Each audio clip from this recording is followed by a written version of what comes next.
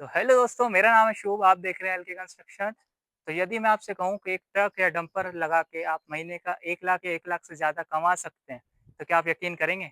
आगे का सच चलिए जानते हैं। तो मैं एक बिज़नेस ओनर के होने के नाते आपको ये बोलना चाहूँगा कि आप नई गाड़ी ना लेते हुए एक पुरानी गाड़ी लें, जिससे आप आपका आगे का सफ़र तय कर सकें। तो चलिए अब जानते हैं कि आपका ट्रक, डंपर आप कहाँ और कैसे लगा सकते हैं। तो पहला एक एरिया आता है जो आता है माइनिंग एरिया।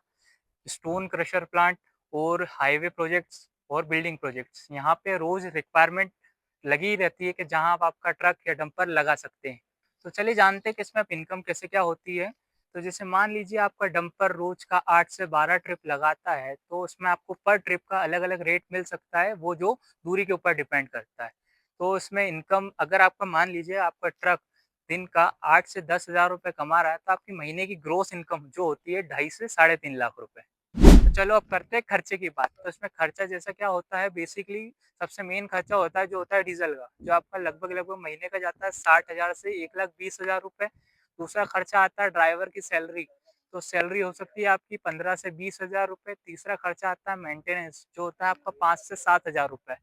चौथा खर्चा आता है और एक बड़ा खर्चा जो होता है टायर का, मंथली के हिसाब से कैलकुलेट करोगे तो आप 10 से 15,000 रुपए मैक्स हो जाता है। पाँचवा जो खर्चा आता है आपका इंश्योरेंस और परमिट का, तो उसका भी खर्चा आप मान के चलो तो 5 से 7,000 रुपए। और पाँच छठा खर्चा जो होता है आपका, वो होता है अगर आपने गाड़ी लोन या ईएमआई लोन है तो उसकी ईएमआई तो भरनी पड़ेगी। तो उसकी ईएमआई आती है आपकी लगभग 60 से 40 से 60,000 रुपए अप्रॉक्स।